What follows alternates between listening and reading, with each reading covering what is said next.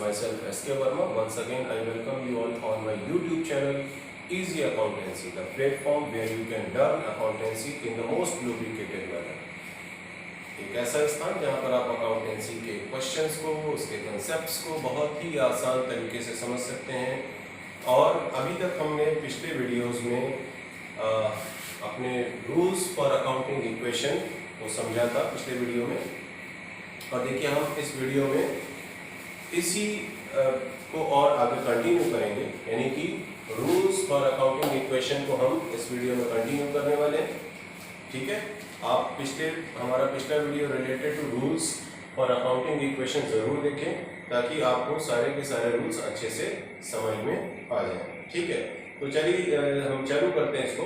इसमें देखते हैं क्या कह रहा है हमसे कि हमारा नेक्स्ट रूल जो अकाउंटिंग इक्वेशन से रिलेटेड है वो है कि increase in one liability decrease in another liability. यानी क्या हो सकता है कि कोई एक लायबिलिटी कम हो रही हो, कोई एक लायबिलिटी बढ़ रही हो, और दूसरी कोई एक लायबिलिटी जो है वो कम हो रही हो। ठीक है, increase in one liability decrease in another liability, ऐसा आपको इक्वेशन देखने में, इक्वेशन में कोई ट्रांजेक्शन देखने में आ सकता है। तो इसके लिए जैसे अगर हम कोई एग्जांपल ले लें इससे रिलेटेड, तो that is dishonour of bills payable. ठीक है, डिसऑनर ऑफ बिल्स पेबल। तो बिल्स पेबल क्या है? बिल्स पेबल है हमारे लिए लायबिलिटी, बिजनेस के पॉइंट ऑफ व्यू से है लायबिलिटी। ठीक है, अगर वो डिसऑनर होता है तो ये क्या हो जाएगा? क्रेडिटर्स बढ़ जाएंगे, क्रेडिटर्स हमारे बढ़ जाएंगे, और जो बिल्स पेबल है वो कम हो जाएंगे।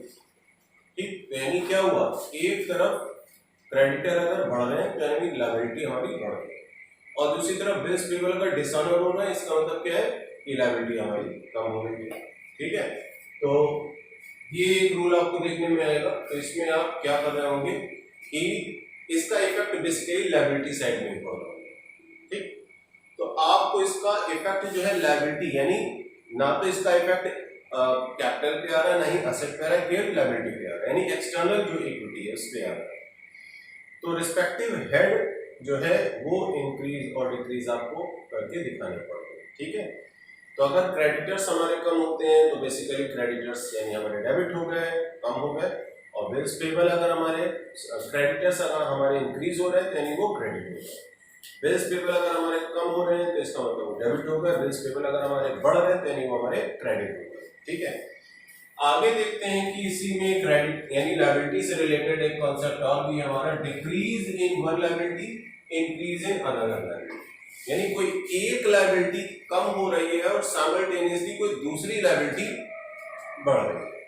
ठीक है, तो इसमें देखिए क्या हो रहा होता है, जैसे creditors are made payment by BP, यानी हमने किसी क्रेडिटर को पेमेंट करना था, ठीक, और उसको हमने पेमेंट कर दिया बिल्स पेबल के थ्रू। तो इसका मतलब एक लायबिलिटी कम हो रही है और दूसरी लायबिलिटी बढ़ने वाली कौन सी होगी? बिल्स पेबल, और कम होने वाली कौन सी होगी? क्रेडिटर। तो क्रेडिटर कम हो जाएंगे और बिल्स पेबल बढ़ जाएंगे। तो अल्टीमेटली इसका इफेक्ट किस पे आया? इसका इफेक्ट आ रहा है केवल और केवल लायबिलिटी पे। No effect on capital, no effect on assets. Okay, तो चलिए आगे देखते हैं हमारा अगला रूल क्या कहता है। कहता है कि increase in asset and liability also increases. Increase in asset and liability also increases, क्या हो सकता है ट्रांजैक्शन इससे रिलेटेड? सोचिए अभी तक आप इतने सारे रूल्स पीछे भी अभी आप पढ़ के आए, कुछ और हमने इसकी मीनिंग भी आपको बताई है, और इससे रिलेटेड इसके प्रोसेस को भी हमने बताया। तो थोड़ा कोशिश करिए क्या बनता है। इस रूल के लिए हमारे पास आता है increase in one asset and liability also increases. आपने क्या किया? स्टॉक खरीद दिया क्रेडिट पर, तो इससे क्या होगा?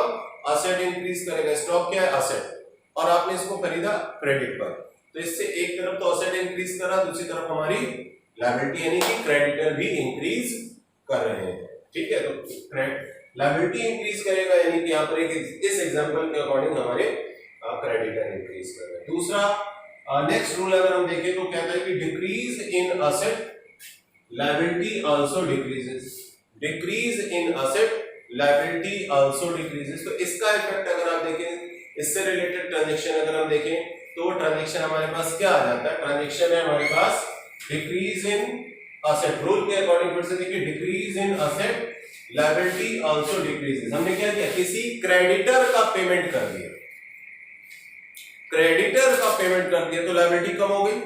अगर पेमेंट किया तो किसमें किया, कैश में किया, तो कैश यानी असेट भी कम हो गई, लायबिलिटी भी कम हो रही है और असेट भी कम हो रही है। ठीक है, तो ये ट्रांजैक्शन हमने समझा जिसमें कि decrease in asset and liability also decreases. आगे देखते हैं क्या कह रहा है हमसे कि नेक्स्ट रूल के बारे में देखते हैं, increase in asset without corresponding increase in liability. यानी असेट तो इंक्रीज कर रही है लेकिन लायबिलिटी इंक्रीज नहीं कर रही, असेट इंक्रीज कर रही है लेकिन लायबिलिटी इंक्रीज नहीं कर रही। तो इसमें आप किस तरीके का कोई ट्रांजैक्शन मिल सकता है, और ना ही लायबिलिटी हमारी डिक्रीज कर रही, मतलब असेट इंक्रीज कर रही, ना ही लायबिलिटी इंक्रीज कर रही है, ना ही लायबिलिटी डिक्रीज कर रही, लेकिन असेट इंक्रीज कर रही है। तो इसका क्या इफेक्ट आएगा अल्टीमेटली, अगर असेट इंक्रीज कर रही है लायबिलिटी पे कोई इफेक्ट नहीं है, यानी कि लायबिलिटी ना तो इंक्रीज कर रही है ना ही डिक्रीज कर रही है, तो इसका अल्टीमेट इफेक्ट किस पे आएगा, कैपिटल पे आएगा, कैपिटल इंक्रीज कर जाएगा इससे। ठीक है, तो यहां पर आप देखेंगे इंक्रीज इन कैपिटल देखने में आता है, जैसे कि आप बिजनेस में एडिशनल कैपिटल अगर आप लगा रहे हैं, तो बिजनेस में आप एडिशनल कैपिटल लगा रहे हैं या आप कैपिटल लगा रहे हैं, तो इसमें आप क्या देखेंगे, आपकी असेट इंक्रीज कर रही होगी लेकिन इसका लायबिलिटी पे कोई इफेक्ट नहीं आ रहा है, और दूसरी तरफ आपका कैपिटल भी इंक्रीज करेगा। ठीक है, अगला हमारे लिए पॉइंट देता है कि increase in liability without corresponding increase in asset, increase in liability without corresponding increase in asset or corresponding decrease in another liability, increase in liability without corresponding increase in asset or corresponding decrease in another liability. तो यहां पर अगर आप देखें decrease in capital अगर हम कुछ कर देते हैं, कैपिटल से विड्रॉल आप करते हैं, तो ये इफेक्ट आपको देखने में आएगा। ठीक है, so this is all about accounting rule for accounting equation. Thanks for watching the video पूरे देखेंगे आप। Thanks for watching.